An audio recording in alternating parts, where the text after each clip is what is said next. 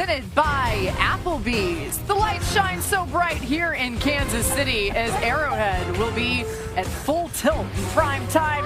Monday Night Football features the Kansas City Chiefs and the Washington Commanders to round out Week 8. Patrick Mahomes and company, the favorites to win the Super Bowl, but don't underestimate these Commanders. They're going to welcome back Terry McLaurin and Deebo Samuel. More on that throughout the night as we're so glad that you're with us today. It's a little chilly, but it's not that bad, right? We Marcus Spears, Rita Kimes, Ryan Clark, Dan Orlovsky, right before we came on the air. What's so funny, Boogie? Because right before we came on the air, it's not my fault.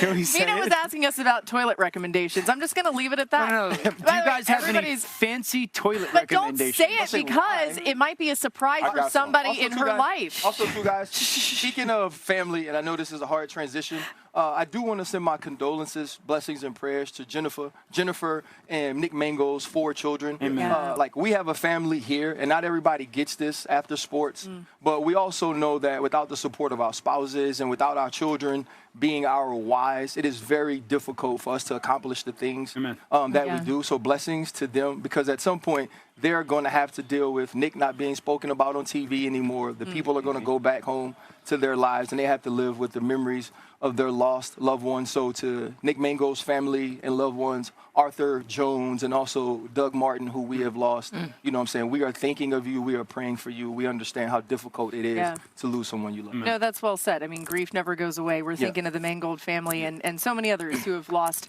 loved ones. We're going to go to what happened on Sunday, and this one on Sunday night, we were waiting for a little more action in the slate, some blowout games, but there's Aaron Rodgers. Anybody like the uniform? Absolutely not. Okay, helmets are cool. Check, because, looks like a road sign. It's the revenge game and all that jazz, but either way, there's Rodgers connecting with DK Metcalf for the touchdown. Of course, he's going up against his former team. The Steelers led 16-7 at the half.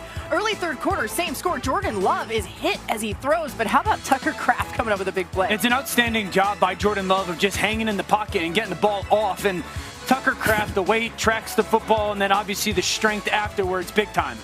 Later in the drive, Packers 2nd and goal. Love right here. He finds Savion Williams for the score. The Packers trail 16-14, mounting the comeback in this one on the road. Start of the fourth quarter, Packers down 19-14. Josh Jacobs gets the handoff, bounces outside with a 3-yard touchdown. What a lateral cut. Just a little bit of an R1 jump cut to his right. Find a way into the paint. Yeah, the Packers will get the 2-point conversion, so now they lead 22-19. What can Aaron Rodgers do? He's trying to make it happen, but Micah Parsons had other plans. Pittsburgh would go 3 and out. 11 minutes to go in the fourth. Love once again to Tucker Kraft over the middle, 24-yard touchdown. Love the play design. Love the call by Matt LaFleur. Love the play design.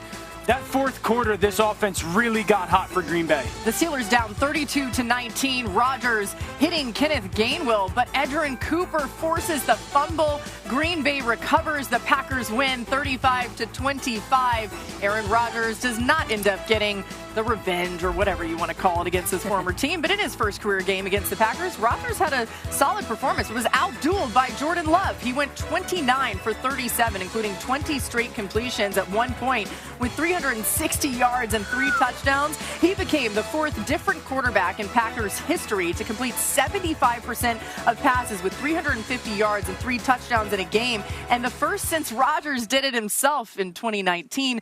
Marcus, what was different in the second half for Green Bay? Well, first of all, Pittsburgh, newsflash. Tucker Kraft plays for the Green Bay Packers. That's number one. In case y'all didn't realize that yesterday, I'm going to tell you today in case at some point in the maybe they know future Jamar years, Chase and T. Higgins play for the Bengals. I mean, Jesus Christ. Listen, the explosive plays for Green Bay in the second half were phenomenal. And I think the one-on-one matchups that Jordan Love was able to find, you saw guys using their body. You saw the big catch by Christian Watson down the field. It was a lot of just winning going on. And the ease in which Jordan Love played the game, the protection was there. He was comfortable in the pocket. They were super explosive. They figured out that they were going to attack these matchups when they were in man-to-man in the second half. And everybody talks about the second half adjustment. The second half adjustment was, we're going to see if these corners and these linebackers and safeties can cover. And they exploited it, and I thought it was a phenomenal job by Jordan Love allowing his guys to make plays down the field. Yeah, Tucker Kraft has become a top 3 tight end in the league, and the way that Matt LaFleur uses him,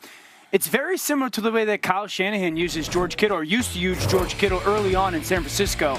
motion them over down in the red zone. 4x1 RPO. And this is just a simple read for the quarterback, that backside tight end. They get pressure front side with that ball fake. Kick the ball. Pittsburgh never adjusts number-wise. You're just throwing this ball to the flat. Now you've got him out in space. No one's even remotely close to him. That's almost a walk-in touchdown outside of those last final 6 or 7 yards. This is the play that everyone talked about last night. Motion him outside in. He's covered by safety. We as an offense know it's man-to-man. He's got a corner route. Mentioned it before, great job by Jordan hanging in there. I love the fact that when the ball goes up, Tucker Kraft immediately puts his eyes high to go and track and find the football. That's an incredible adjustment. And then the yards after the catch, I didn't know he had this in his game. Just an unbelievable job of strength. 4th and 1. He's on the inside part of the bunch. There's that 4x1. If you're not using it in the NFL, you're behind the times. I love the hesitation. The down block by those two outside guys. This is a huge play in this football game. Kick it to him in the flat. This reminds me so much of George Kittle. It reminds me of how Owen Daniels used to be used under Kyle Shanahan back in the Houston Texans days. And then the motion again across its man. Tucker Kraft up top, inside. Watch his release. Okay, when he releases and those backers pressure, that defender is going to widen. This is an outstanding job of pinning that defender on the outside of that receiver, the vacated space in the middle of the field, and Jordan Love finds him.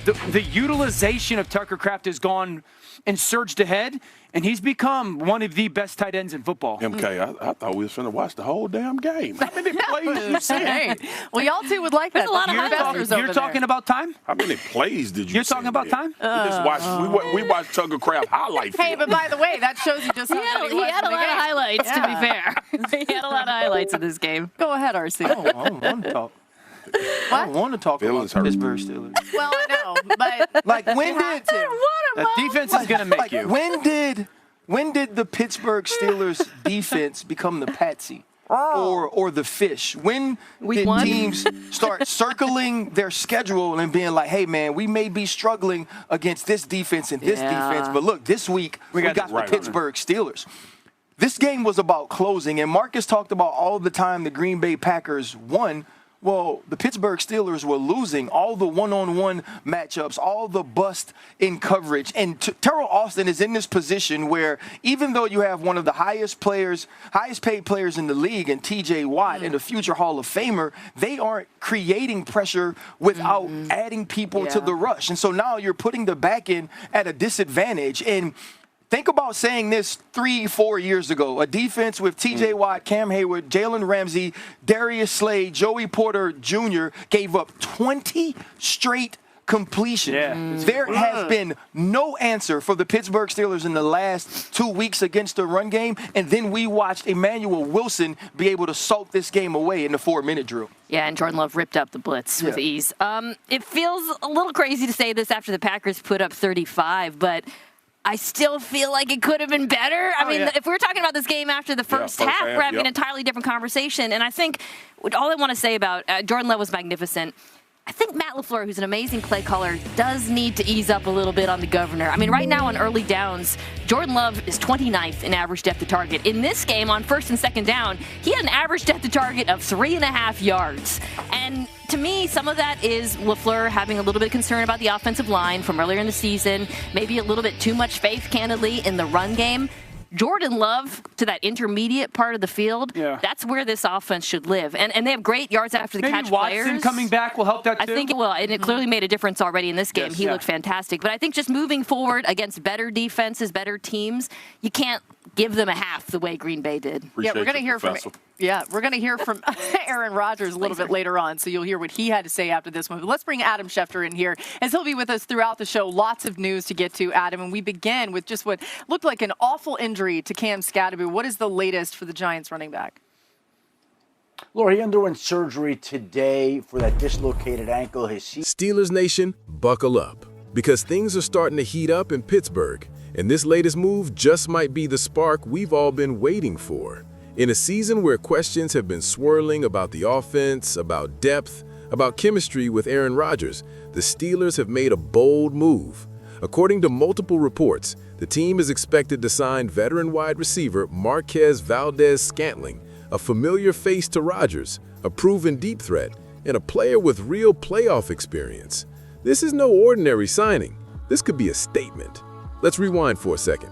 Valdes-Scantling, often referred to as MVS, was drafted by the Green Bay Packers in the 5th round of the 2018 NFL Draft, and during his 4 seasons with Aaron Rodgers in Green Bay, MVS carved out a key role as a speedster who could blow the top off any defense.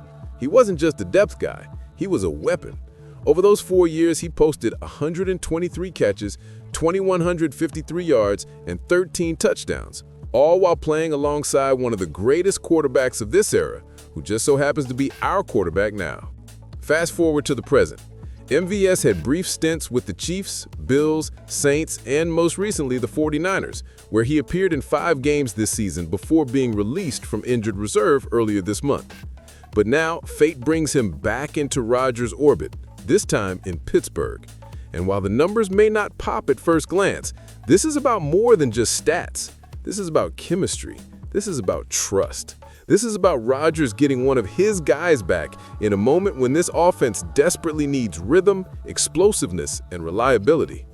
Make no mistake, this move could change the dynamic of the entire receiving corps. Right now, Pittsburgh's wide receiver room has been inconsistent.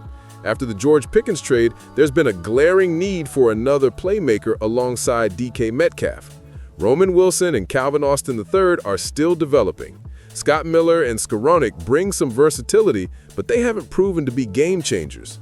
MVS brings something different: deep speed, playoff seasoning, and that built-in quarterback chemistry that takes months to develop. And let's be real, with Aaron Rodgers behind center, this offense has no excuse not to make a leap. But for that to happen, the pieces around him need to step up. This is the front office saying, "We hear you. We're not waiting for the trade deadline. We're making moves now." Think about the timing here. After a painful back-to-back losing streak, after fans have been calling for changes, after questions about Mike Tomlin in the locker room have started bubbling up again, this signing shows that the team is still fighting. They're not waving the white flag. This is a signal to the locker room, to Rodgers, to the fans. We're going to surround our quarterback with weapons, we're going to stay aggressive, and we're going to keep building towards something bigger. And yes, let's talk about what MVS actually brings on the field. He's not just a straight-line burner. He's a vertical threat who forces safeties to stay back. That opens things up underneath for the tight ends, for the running backs, for DK to get more one-on-one matchups.